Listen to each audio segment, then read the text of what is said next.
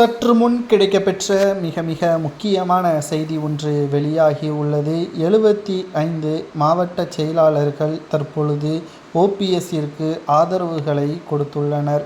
இதற்கு மிக முக்கியமான காரணம், வருகின்ற சட்டசபை தேர்தலில் எடப்பாடி பழனிசாமியை நம்பினால் நடுத்தெருவில்தான் நிற்க வேண்டும். ஏனென்றால் கடந்த 4.5 ஆண்டுகளாக அதிமுக பல்வேறு தேர்தல்களை சந்தித்துள்ளது. பல தோல்விகளையும், சில தேர்தல்களில் அதிமுக புறக்கணிக்கக்கூடிய நிலைமையும் உருவாகியுள்ளது. எடப்பாடி பழனிசாமி அவர்கள் மனதளவில் நினைத்து கொண்டிருப்பது ஓபிஎஸ், சசிகலா, செங்கோட்டையன் இவர்கள்தான் அதிமுகவின் எதிரி என்று. ஆனால் உண்மையான எதிரியே திமுக தான்.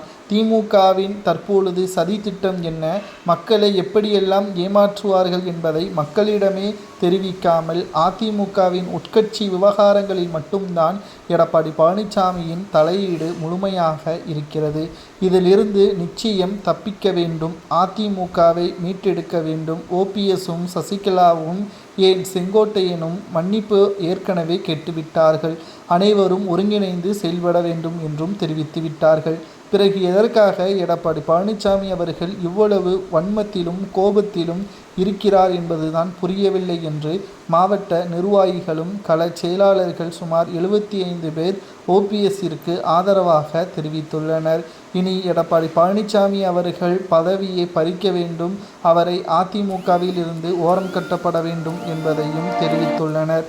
அனைத்திந்திய அண்ணா திராவிட முன்னேற்ற கழகத்தை பொறுத்தளவிற்கு எம்ஜிஆர் அவர்களால் உருவாக்கப்பட்டு மறைந்த முதல்வர் ஜெயலலிதா அவர்களால் சிறப்பாக வழிநடத்தப்பட்ட அதிமுகவின் உட்கட்சிகளில் ஓபிஎஸ், சசிகலா, டிடிவி தினகரன், செங்கோட்டையனை எதிர்த்துதான் அரசியலை செய்ய வேண்டும் என்றால் நிச்சயம் அதிமுக ஒருபோதும் வெற்றியடையாது என்று மாவட்ட செயலாளர்கள் கூறுவது சரியா என்பதை உண்மையான தொண்டர்கள் கமெண்ட் வாயிலாக கூறுங்கள். ஏனென்றால் தொடர்ச்சியாக அதிமுக பல தோல்விகளையும், அதிமுக சட்டசபை தேர்தலை எதிர்கொள்வதற்கான சரியான வழித்திட்டங்களும் இல்லாமல் இருக்கிறது.